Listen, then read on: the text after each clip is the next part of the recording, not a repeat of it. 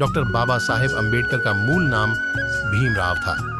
उनके पिताश्री रामजी वल्द मालोजी सकपाल महू में ही मेजर सूबेदार के पद पर एक सैनिक अधिकारी थे। अपनी सेवा के अंतिम वर्ष उन्होंने और उनकी धर्मपत्नी भीमाबाई ने काली पलटन स्थित जन्मस्थली स्मारक की जगह पर विद्यमान एक बैरक में गुजारे। सन 1889 में 14 अप्रैल के दिन जब रामजी सूबेदार अपनी ड्यूटी पर थे, 12 बजे यहीं भीमराव का जन्म हुआ। कबीरपंथी पिता और धर्मर्म परायण माता की गोद में बालक का आरंभिक काल अनुशासित रहा। बालक भीमराव का प्राथमिक शिक्षण दापोली और सतारा में हुआ। बंबई के एल्फिंस्टोन स्कूल से वह 1907 में मैट्रिक की परीक्षा पास की। इस अवसर पर एक अभिनंदन समारोह आयोजित किया गया और उसमें भेंट स्वरूप उनके शिक्षक श्री कृष्णाजी अर्जुन केलुस्कर ने स्वलिखित पुस्तक बुद्ध चरित्र उन्हें प्रदान की। बड़ौदा नरेश सयाजी राव गायकवाड़ की फेलोशिप पाकर भीमराव ने 1912 में मुंबई विश्वविद्यालय से स्नातक परीक्षा पास की। संस्कृत पढ़ने पर मनाही होने से वह फारसी लेकर उत्तीर्ण हुए। BA के बाद MA के अध्ययन हेतु बड़ौदा नरेश सयाजी गायकवाड़ की पुनः फेलोशिप पाकर वह अमेरिका के कोलंबिया विश्वविद्यालय में दाखिल हुए। सन 1915 में उन्होंने स्नातकोत्तर उपाधि की परीक्षा पास की। इस हेतु उन्होंने अपना शोध प्राचीन भारत का वाणिज्य लिखा था। उसके बाद 1916 में कोलंबिया विश्वविद्यालय अमेरिका से ही उन्होंने PhD की उपाधि प्राप्त की। उनके PhD शोध का विषय था ब्रिटिश भारत में प्रांतीय वित्त का विकेंद्रीकरण। फेलोशिप समाप्त होने पर उन्हें भारत लौटना था, अतः वे ब्रिटेन होते हुए लौट रहे थे। उन्होंने वहां London school of economics and political science में MSc और DSc और विधि संस्थान में बार एट लॉ की उपाधि हेतु स्वयं को पंजीकृत किया और भारत लौटे। सबसे पहले छात्रवृत्ति की शर्त के अनुसार बड़ौदा नरेश के दरबार में सैनिक अधिकारी तथा वित्तीय सलाहकार का दायित्व स्वीकार किया। पूरे शहर में उनको किराए पर रखने को कोई तैयार नहीं होने की गंभीर समस्या से वह कुछ समय के बाद ही मुंबई वापस आए। वहां परेल में डबकचाल और श्रमिक कॉलोनी में रहकर अपनी अधूरी पढ़ाई को पूरी करने हेतु पार्ट टाइम अध्यापकी और वकालत कर अपनी धर्मपत्नी रमाबाई के साथ जीवन निर्वाह किया। सन 1919 में डॉक्टर अंबेडकर ने राजनीतिक सुधार हेतु गठित साउथबरो आयोग के समक्ष राजनीति में दलित प्रतिनिधित्व के पक्ष में साक्ष्य दी। उन्होंने मूक और अशिक्षित और निर्धन लोगों को जागरूक बनाने के लिए मूक नायक और बहिष्कृत भारत साप्ताहिक पत्रिकाएं संपादित की और अपनी अधूरी पढ़ाई पूरी करने के लिए वह लंदन और जर्मनी जाकर वहां से M.Jus SC, D.Sc और बैरिस्टर की उपाधियां प्राप्त की।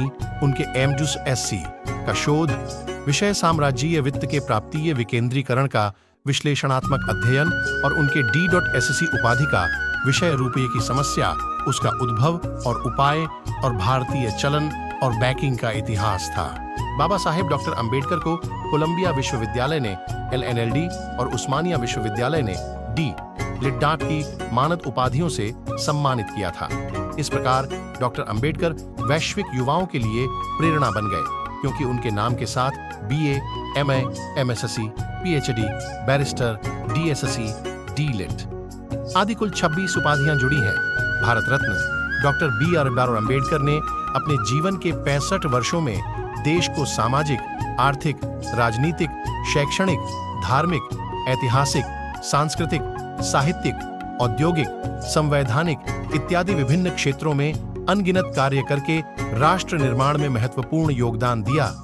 उनमें से मुख्य निम्नलिखित हैं: मानवाधिकार जैसे दलितों एवं दलित आदिवासियों के मंदिर प्रवेश, पानी पीने, छुआछूत, जाति-पाति, ऊंचे नीच जैसी सामाजिक कुरीतियों को मिटाने के लिए मनुस्मृति दहन 1927, महाड़ सत्याग्रह वर्ष 1928, नासिक सत्याग्रह वर्ष 1930, येवला की गर्जना वर्ष 1935 जैसे आंदोलन चलाए।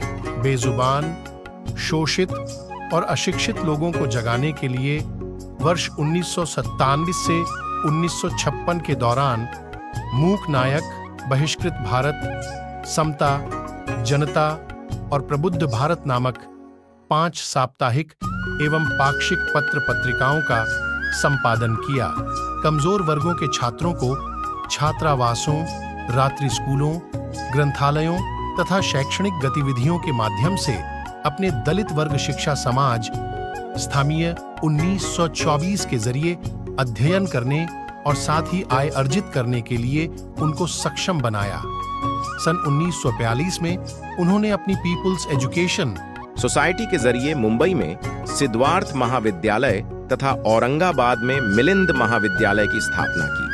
बौद्धिक, वैज्ञानिक प्रतिष्ठा भारतीय संस्कृति वाले बौद्ध धर्म की 14 अक्टूबर 1956 को 5 लाख लोगों के साथ नागपुर में दीक्षा ली तथा भारत में बौद्ध धर्म को पुनर्स्थापित कर अपने अंतिम ग्रंथ एद बुद्धा एंड हिज धम्मान के द्वारा निरंतर वृद्धि का मार्ग प्रशस्त किया।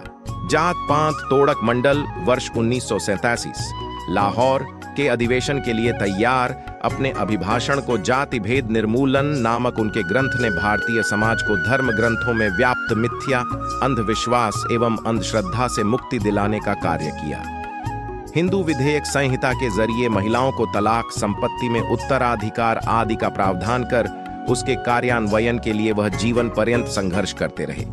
भारत में रिजर्व बैंक ऑफ इंडिया की स्थापना, डॉ. अंबेडकर द्वारा लिखित शोध ग्रंथ रुपये की समस्या, उसका उद्भव तथा उपाय और भारतीय चलन व बैंकिंग का इतिहास ग्रंथों और हिल्टन यंग कमीशन के समक्ष उनकी साक्ष्य के आधार पर 1935 से हुई। उनके दूसरे शोध ग्रंथ ब्रिटिश भारत में प्रांतीय वित्त का विकास के आधार पर देश में वित्त आयोग की स्थापना हुई। कृषि में सहकारी खेती के द्वारा पैदावार बढ़ाना, सतत विद्युत और जल आपूर्ति करने का उपाय बताया। औद्योगिक विकास, जल संचय, सिंचाई, श्रमिक और कृषक की उत्पादकता और आय बढ़ाना, सामूहिक तथा सहकारिता से प्रगत खेती करना, जमीन के राज्य स्वामित्व तथा राष्ट्रीयकरण से सर्वप्रभुत्व संपन्न समाजवादी गणराज्य की स्थापना करना। सन 1945 में उन्होंने महानदी का प्रबंधन की बहुउद्देशीय उपयुक्तता को परख कर देश के लिए जल नीति तथा औद्योगिकरण की बहुउद्देशीय आर्थिक नीतियां जैसे नदी एवं नालों को जोड़ना, हीराकुंड बांध, दामोदर घाटी बांध, सोन नदी घाटी परियोजना, राष्ट्रीय जल मार्ग, केंद्रीय जल एवं विद्युत प्राधिकरण बनाने के मार्ग प्रशस्त किए।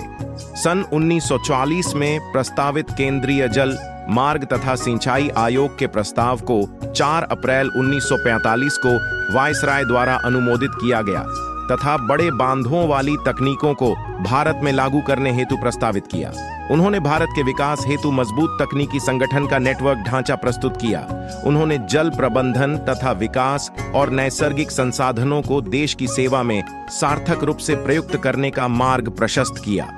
उन्होंने समता, समानता, बंधुता एवं मानवता आधारित भारतीय संविधान को 02 वर्ष 11 महीने और 17 दिन के कठिन परिश्रम से तैयार कर 26 नवंबर 1939 को तत्कालीन राष्ट्रपति डॉ. राजेंद्र प्रसाद को सौंपकर देश के समस्त नागरिकों को राष्ट्रीय एकता, अखंडता और व्यक्ति की गरिमा की जीवन पद्धति से भारतीय संस्कृति को अभिभूत किया। वर्ष 1951 में महिला सशक्तिकरण का हिंदू संहिता विधेयक पारित करवाने में प्रयास किया और पारित न होने पर स्वतंत्र भारत के प्रथम कानून मंत्री के पद से इस्तीफा दिया।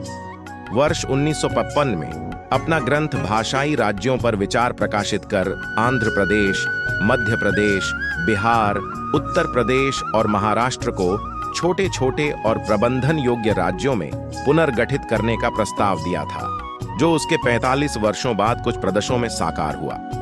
निर्वाचन आयोग, योजना आयोग, वित्त आयोग, महिला पुरुष के लिए समान नागरिक हिंदू संहिता, राज्य पुनर्गठन, बड़े आकार के राज्यों को छोटे आकार में संगठित करना, राज्य के नीति निर्देशक तत्व, मौलिक अधिकार, मानवाधिकार, कंट्रोलर ऑफ ऑडिटर जनरल, निर्वाचन आयुक्त तथा राजनीतिक ढांचे को मजबूत बनाने वाली सशक्त सामाजिक, आर्थिक, शैक्षणिक एवं विदेश नीति बनाई। प्रजातंत्र को मजबूती प्रदान करने के लिए राज्य के तीनों अंगों न्यायपालिका, कार्यपालिका एवं विधायिका को स्वतंत्र और पृथक बनाया तथा समान नागरिक अधिकार के अनुरूप एक व्यक्ति, एक मत और एक मूल्य के तत्व को प्रस्थापित किया। विधायिका, कार्यपालिका एवं न्यायपालिका में अनुसूचित जाति एवं जनजाति के लोगों की सहभागिता संविधान द्वारा सुनिश्चित की तथा भविष्य में किसी भी प्रकार की विधायिकता जैसे ग्राम पंचायत, जिला पंचायत, पंचायत राज इत्यादि में सहभागिता का मार्ग प्रशस्त किया। सहकारी और सामूहिक खेती के साथ साथ उपलब्ध जमीन का राष्ट्रीयकरण कर भूमि पर राज्य का स्वामित्व स्थापित करने तथा सार्वजनिक प्राथमिक उद्यमों यथा बैंकिंग, बीमा आदि उपक्रमों को राज्य नियंत्रण में रखने की पुरजोर सिफारिश की तथा कृषि की छोटी जोतों पर निर्भर बेरोजगार श्रमिकों को रोजगार के अधिक अवसर प्रदान करने के लिए उन्होंने औद्योगिकरण की सिफारिश की। वायसराय की काउंसिल में श्रम मंत्री की हैसियत से श्रम कल्याण के लिए श्रमिकों की 12 घंटे से घटाकर 8 घंटे कार्य समय, समान कार्य समान वेतन, प्रसूति अवकाश, समवैतनिक अवकाश, कर्मचारी राज्य बीमा योजना, स्वास्थ्य सुरक्षा, कर्मचारी भविष्य निधि अधिनियम 1952 बनाना, मजदूरों एवं कमजोर वर्ग के हितों के लिए तथा सीधे सत्ता में भागीदारी के लिए स्वतंत्र मजदूर पार्टी का गठन कर 1937 के मुंबई प्रेसिडेंसी चुनाव में 17 में से उन्होंने 15 सीटें जीतीं। कर्मचारी राज्य बीमा के तहत स्वास्थ्य, अवकाश, अपंग सहायता, कार्य करते समय आकस्मिक घटना से हुए नुकसान की भरपाई करने और अन्य अनेक सुरक्षात्मक सुविधाओं को श्रम कल्याण में शामिल किया। कर्मचारियों को दैनिक भत्ता, अनियमित कर्मचारियों को अवकाश की सुविधा, कर्मचारियों के वेतन श्रेणी की समीक्षा, भविष्य निधि, कोयला खदान तथा माइका खनन में कार्यरत कर्मियों को सुरक्षा संशोधन विधेयक सन 1944 में पारित करने में उन्होंने महत्वपूर्ण भूमिका निभाई। सन 1946 में उन्होंने निवास, जल आपूर्ति, शिक्षा, मनोरंजन, सहकारी प्रबंधन आदि से श्रम कल्याण नीति की नींव डाली तथा भारतीय श्रम सम्मेलन की शुरुआत की, जो अभी निरंतर जारी है, जिसमें प्रतिवर्ष मजदूरों के ज्वलंत मुद्दों पर प्रधानमंत्री की उपस्थिति में चर्चा होती है और उसके निराकरण के प्रयास किए जाते हैं। श्रम कल्याण निधि के क्रियान्वयन हेतु सलाहकार समिति बनाकर उसे जनवरी 1944 में अंजाम दिया। भारतीय सांख्यिकी अधिनियम पारित कराया ताकि श्रम की दशा, दैनिक मजदूरी, आय के अन्य स्रोत, मुद्रास्फीति, आर्ण, आवास, रोजगार, जमा पूंजी तथा अन्य निधि व श्रम विवाद से संबंधित नियम संभव कर दिया। नवंबर 8, 1943 को उन्होंने 1926 से लंबित भारतीय श्रमिक अधिनियम को सक्रिय बनाकर उसके तहत भारतीय श्रमिक संघ संशोधन विधेयक प्रस्तावित किया और श्रमिक संघ को सख्ती से लागू कर दिया। स्वास्थ्य बीमा योजना, भविष्य निधि अधिनियम, कारखाना संशोधन अधिनियम, श्रमिक विवाद अधिनियम, न्यूनतम मजदूरी अधिनियम और विधिक हड़ताल के अधिनियमों को श्रमिकों के कल्याणार्थ निर्माण कराया। नोट: यह लेख PIB से लिया गया है जिसे डॉक्टर अंबेडकर प्रतिष्ठान के संपादक ने लिखा है और सादरीकरण एस मीडिया पोहरा का है। ऐसे ही महान पुरुषों के जीवनी सुनने के लिए हमारे चैनल एस मीडिया को लाइक, सब्सक्राइब और शेयर करें। धन्यवाद।